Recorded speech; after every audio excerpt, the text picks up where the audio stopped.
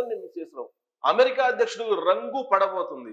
అందుకే ఇప్పుడు రష్యాలో భారతదేశం యొక్క జాతీయ భద్రతా సలహాదారుగా ఉన్నట్టు అజిత్ దోవల్ గారు ఉన్నారు. ఆ దేశంతో రాబోయేటువంటి రోజుల్లో రక్షణ ఇంధనానికి సంబంధించినటువంటి ఒప్పందాలని మరింత పెంచుకునేటువంటి ప్రయత్నం చేస్తున్నారు అనేది కూడా తెలుస్తుంది. బహుశా అందుకేనేమో రాష్ట్రపతి ముర్ము గారితో ప్రధానమంత్రి నరేంద్ర మోడీ గారు అలాగే హోంశాఖ మంత్రి అమిత్ షా గారు గంటల వ్యవధిలోనే లాస్ట్ ఆదివారం కలుసుకున్నారు. ఆ మరుసటి రోజే కేంద్ర హోంశాఖ మంత్రి అమిత్ షా గారు అజిత్ దోవల్ గారితో సమావేశం అయ్యారు. ఆ తర్వాత అజిత్ దోవల్ గారు రష్యా వెళ్ళారు. రష్యా అజిత్ దోవల్ గారు వెళ్ళారు అని అంటే ఖచ్చితంగా రక్షణపరమైనటువంటి అంశాలు ప్రస్తావనకు వస్తాయి. అక్కడ ఏం జరుగుతుంది అని అంటే ప్రధానంగా మన ఆపరేషన్ సింధూర్ సమయంలో ఏం జరిగింది, S-400 అనేటువంటిది మనల్ని రక్షించింది. ఈ S-400 అనేది రష్యా భారతదేశానికి ఇచ్చింది. S-400 ఇది మిజైల్స్ని ప్రయోగించడంతో పాటు శత్రువులు ప్రయోగించేటువంటి మిజైల్స్ని వెంటాడుతుంది, దాంట్లో ఉండేటువంటి రాడార్. సో S-400 అనేది ఆపరేషన్ సింధూర్లో కీలక భూమిని పోషించింది. ఇక సుఖోయ్ ఈ సుఖోయ్ Su-57 వీటిని కొనుగోలు చేయబోతున్నారు. S-400ని మరికొన్నిటిని కొనుగోలు చేయబోతున్నారు. S-400లో మిజైల్స్ని ప్రయోగించేది, టార్గెట్ చేసేది, అలాగే ఎదుటి వాళ్ళు వేసేటువంటి మిజైల్స్ని ఆకాశంలోనే గాల్లోనే పేల్చేసేటువంటి సిస్టమ్స్, రాడార్స్ ఉన్నాయి. అంత పవర్ఫుల్ రాడార్స్. ఆ S-400 మొన్న ఆపరేషన్ సింధూర్లో భారత ఆర్మీని, భారతదేశాన్ని గెలిపించడానికి ప్రధానమైన కారణం. అలాగే సుఖోయ్ ఇప్పుడు ఎందుకు ట్రంప్ అసలు భారతదేశం మీద కోపంగా ఉన్నాడు తెలుసా? F-35ని కొనుగోలు చేయాల. అమెరికా నుంచి F-35 విమానాలను కొనుగోలు చేస్తారని చెప్పి అనుకున్నారు. ఎవరు? ట్రంప్. కొనుగోలు చేయమని చెప్పి భారతదేశం మీద ప్రెజర్ తీసుకొచ్చింది. కానీ ఈ F-35ను వాడి పాకిస్తాన్ ఓడిపోయింది మొన్న ఆపరేషన్ సింధూర్లో. ఆ కారణం చేత F-35 కొనుగోలుని ఆపేశారు. ఒకవైపు రఫేల్ ఫ్రాన్స్ నుంచి, ఇంకొక వైపు రష్యా నుంచి సుఖోయ్ వీటిని కొనుగోలు చేస్తుంది భారతదేశం. అక్కడే ట్రంప్కు మండింది. బహుశా ట్రంప్ అందుకే ఇప్పుడు ట్రేడ్ వార్, ట్రేడ్కి సంబంధించినటువంటి అంశాల మీద స్ట్రెస్ చేస్తూ రోజుకో రకంగా భారతదేశం మీద మాట్లాడుతూ ఉన్నారు. రష్యా నుంచి మీరు ఆయిల్ కొనుగోలు చేయొద్దు, రష్యా నుంచి ఆయిల్ ప్రొడక్ట్స్, క్రూడ్ ఆయిల్ని తీసుకెళ్లొద్దు అని చెప్పి చెప్తున్నారు. మరి వాణిజ్యపరమైనటువంటి సంబంధాలు రష్యాకి, భారతదేశానికి పూర్వం నుంచి ఉన్నాయి. ఇప్పుడు రష్యా మీద ఆంక్షలు విధించాం కాబట్టి మీరు కొనుగోలు చేయొద్దు అని చెప్తున్నారు. ఓకే, కొనుగోలు చేయం, మరి మీ సంగతి ఏంటి అని అంటే అమెరికా కానీ ఐరోపా దేశాలు ఉండే కొన్ని కానీ ఇప్పటికీ కూడా రష్యా నుంచి ఆయిల్ని కొనుగోలు చేస్తూ ఉన్నాయి. మరి మీరెందుకు కొనుగోలు చేస్తున్నారంటే దానికి సమాధానం లేదు. ఎవరి దగ్గర? ట్రంప్ దగ్గర, అమెరికా అధ్యక్షుడు ట్రంప్ దగ్గర. రీసెంట్గా లాస్ ఏంజల్స్ ప్రెస్ మీట్ పెట్టారు అమెరికాలో. ఆ ప్రెస్ మీట్లో జర్నలిస్టులు అడిగారు, మీరు రష్యా నుంచి క్రూడ్ ఆయిల్ని తీసుకెళ్తున్నారు కదా, రష్యా నుంచి కెమికల్స్ని తీసుకెళ్తున్నారు కదా, రష్యా నుంచి ప్లూటోనియం తీసుకెళ్తున్నారు కదా, రష్యా నుంచి యురేనియం తీసుకెళ్తున్నారు కదా, మరి మీరెందుకు ట్రేడ్ డీల్ని కొనసాగిస్తున్నారని అడిగితే, అవునా నాకు తెలియదు, తెలుసుకొని చెప్తా అని చెప్పేసి ఆయన అన్నారు. అది అమెరికా అధ్యక్షుడు ట్రంప్ యొక్క వాలకం. ఇంకొక వైపేమో భారతదేశాన్ని కట్టడి చేసే ప్రయత్నం చేస్తున్నారు, మరోవైపేమో వాళ్ళేమో ట్రేడ్ డీల్ని కొనసాగిస్తూ ఉన్నారు. ఇలాంటి పరిస్థితుల్లో భారత ప్రభుత్వం అమెరికా విషయంలో చాలా జాగ్రత్తగా వ్యవహరిస్తుంది. అమెరికా ఎన్ని ఒత్తిడి చేసినప్పటికీ కూడా భారతదేశం తలగొట్టలేదు. ఒకవేళ ట్రంప్ ఎంత ట్యాక్స్ని పెంచుకున్నప్పటికీ, ఇంపోర్ట్ డ్యూటీస్ని ఇప్పటికీ 25% అన్నారు. 25% ప్లస్ మళ్ళా అదనపు ఫైన్స్ అన్నారు, అదనపు ఫైన్లు, రుసుములు కూడా అన్నారు. అంటే ఆ రుసుములు ఎంత అనేది తెలియట్లా, ఎంతైనా వేయచ్చు. 250% అన్నారు. ఇప్పుడు 250% అని చెప్పి ఇంటర్నేషనల్ మీడియాలో వచ్చినటువంటి లీక్. కొద్దిసేపటి క్రితం ట్రంప్ ఏమన్నారు, నేను చెప్పలేదు, 250% నేను చెప్పలేదు, అదంతా ఫేక్ న్యూస్ అని చెప్పేసి కొట్టిపారేస్తారు. ఆయనే లీక్ చేశారు, ఆయనే ఖండించుకున్నారు. అది అమెరికా అధ్యక్షుడి యొక్క స్టాండ్. సో ఇప్పుడు ఒకవేళ అమెరికా కనుక ఇంపోర్ట్ డ్యూటీస్ని పెంచింది అనుకోండి, అప్పుడేమవుతుంది, చెరువు మీద అలిగి కడుక్కోకుండా వెళ్ళారని అంటారు కదా, ఆ టైప్లో అమెరికా అయిపోతుంది.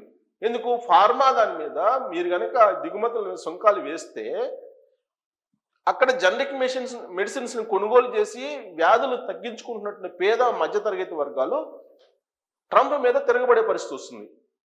ఇప్పటికే ఆయన భారతదేశం లాంటి దేశం మీద కొన్ని ఆంక్షలు పెట్టి ఇబ్బంది పడుతున్నారు. దాదాపు భారతదేశంతో పాటు చిన్న చితక కంట్రీస్ మొత్తం 40 దేశాల మీద ఇలాంటి కండిషన్స్ పెట్టారు ఆయన. ఈ 40 దేశాల నుంచి దిగుమతి అయ్యేటువంటి ఆగిపోతాయి అమెరికాకి.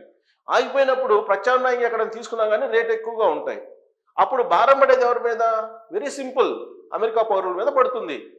అప్పుడు అమెరికా పౌరులు ఆటోమేటిక్గా రివోల్ట్ అవుతారు. ఈ విషయం ఆయనకి తెలుసు. అందుకే నేను అనలేదు 250% అని చెప్పేసి మళ్ళా 4 గరుచుకున్నాడు.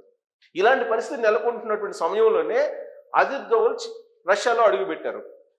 రష్యాలో అడుగుపెట్టి ఇప్పటి వరకు ఉన్నటువంటి డీల్స్ ఏవైతే ఉన్నాయో, రక్షణకు సంబంధించినటువంటి కానీ ఇంధన డీల్స్ కానీ, వీటిని మరింత బలోపేతం చేసుకునేదానికి అజిత్ దోవల్ గారు ప్రయత్నం చేస్తున్నారు. కాకపోతే ఇప్పటికిప్పుడు రష్యాకి అజిత్ దోవల్ గారు వెళ్ళారా, లేదంటే ముందస్తు షెడ్యూల్లా అని అంటే, యాక్చువల్గా ఆయన షెడ్యూల్లో రష్యా టూర్ ఉంది. కానీ ఇప్పుడున్నటువంటి పరిస్థితుల్లో రష్యాకి వెళ్తే ఖచ్చితంగా అమెరికాకి ఇష్టం ఉండకపోవచ్చు. అలాగే భారతదేశం రీసెంట్గా బ్రిటన్ తోటి ఫ్రీ ట్రేడ్ డీల్ కుదుర్చుకుంది. స్వేచ్ఛా వాణిజ్యం అంటే యూకే నుంచి భారతదేశంలో తీసుకొచ్చి ఏ ప్రోడక్ట్ అయినా అమ్మొచ్చు, భారతదేశం నుంచి ఏ ప్రోడక్ట్ అయినా తీసుకెళ్ళి మనం యూకేలో అమ్ముకోవచ్చు, లండన్లో అమ్ముకోవచ్చు, యునైటెడ్ కింగ్డమ్లో ఎక్కడైనా అమ్ముకోవచ్చు. అంటే ఎలాంటి దిగుమతి సుంకాలు ఉండవు. ఈ ఫ్రీ ట్రేడ్ ఎప్పుడైతే కుదుర్చుకున్నారో అదే రోజు ఇండియన్స్కి ఉద్యోగాలు ఇవ్వద్దని చెప్పి ప్రకటించారు అమెరికా అధ్యక్షుడు ట్రంప్. అంటే చెమటలు పట్టిస్తున్నాడు నరేంద్ర మోడీ గారు ఎవరికి, ట్రంప్కి. అలాంటి పరిస్థితుల్లో ట్రంప్ ఏం చేయాలని అర్థం కావట్లా. ఎందుకంటే ప్రపంచంలో 4వ అతిపెద్ద ఆర్థిక వ్యవస్థ భారతదేశం. ఇది నేను చెప్పడం కాదు, గ్రోక్ని అడిగితే ఇలా అమెరికా అధ్యక్షుడు ట్రంప్ అంటున్నాడు డెడ్ ఎకానమీ అంటున్నాడు భారతదేశాన్ని అని చెప్పి. అంటే మీరు చాట్ జీపీటీని అడగండి, గ్రోక్ని అడగండి, లేదా జెమినీని అడగండి, లేదా డీప్ ఫేక్ని అడగండి, ఏ ఆర్టిఫిషియల్ ఇంటెలిజెన్స్ సంబంధించినటువంటి దాన్ని అడిగినా కానీ ట్రంప్ది పచ్చి అబద్ధం. భారతదేశం రాబోయేటువంటి రోజుల్లో ఆర్థిక శక్తిగా ప్రపంచంలో ఎదగబోతుందని చెప్పి ఆర్టిఫిషియల్ ఇంటెలిజెన్స్ చెప్తోంది. మరి ట్రంప్ ఏమంటున్నాడు, డెడ్ ఎకానమీ అంటున్నాడు భారతదేశాన్ని. సో డెడ్ ఎకానమీ అని అంటూ రష్యా అమెరికా 2 కలిసి మునిగిపోతాయని చెప్పి ఆక్రోశాన్ని వెళ్ళగక్కాడు. ఎప్పుడు, ఏ రోజు, కరెక్ట్గా బ్రిటన్ తోటి ఫ్రీ ట్రేడ్ డీల్ కుదుర్చుకున్నటువంటి రోజే. సో ఇప్పుడు అజిత్ దోవల్ రష్యాలో అడుగుపెట్టారు. ఆయన కుదుర్చుకున్నటువంటి ఒప్పందాలు, రక్షణ ఒప్పందాలు S-400 కానీ సుఖోయ్ కానీ వీటికి సంబంధించిన డీల్స్ కుదుర్చుకోబోతున్నారు. రాబోయేటువంటి రోజుల్లో సాంకేతిక పరమైనటువంటి పరిజ్ఞానంతో కూడినటువంటి ఒప్పందాలు రష్యాతోటి అనేకం రాబోతున్నాయి, ప్రత్యేకించి రక్షణకు సంబంధించి. ఇదే అమెరికాని భయపెడుతూ ఉంది. అజిత్ దోవల్ రష్యాలో ఉన్నాడనగానే అమెరికా ఉడికిపోతున్నటువంటి పరిస్థితి. కారణం, అమెరికా రక్షణ ఉత్పత్తులు కొనుగోలు చేసి యుద్ధానికి వెళ్తే యుద్ధం గెలవము అనేటువంటి సంకేతం ప్రపంచవ్యాప్తంగా వెళ్ళిపోయింది పాకిస్తాన్ భారతదేశం మధ్య జరిగినటువంటి ఆపరేషన్ సింధూర్ క్రమంలో. అలాగే రష్యా ఉత్పత్తులు కొనుగోలు చేసిన అదే పరిస్థితి అని చెప్పి తేలిపోయింది. ఎందుకంటే రష్యా, తుర్కీ, అమెరికా ఈ 3 దేశాలు ఇచ్చినటువంటి రక్షణ ఆయుధాలతోటే పాకిస్తాన్ భారతదేశం మీద మొన్న యుద్ధం చేసింది రీసెంట్గా, ఆపరేషన్ సింధూర్. దాంట్లో భారతదేశం అప్రతిహతంగా గెలిచింది. పాకిస్తాన్లో ఉండేటువంటి మొత్తం బేస్లన్నింటినీ కొట్టేసింది, అక్కడ ఉండేటువంటి ఉగ్రవాదుల్ని ఓచకోత కోసింది. మరి ఇవన్నీ చూసిన తర్వాత ప్రపంచవ్యాప్తంగా అమెరికా రక్షణ ఉత్పత్తులను కొనుగోలు చేసేటువంటి వాళ్ళు ఉన్నారు. పైగా F-35 విమానాలని కొనుగోలు చేస్తుంది భారతదేశం అని చెప్పి ప్రపంచవ్యాప్తంగా ప్రచారం చేసుకుంది అమెరికా.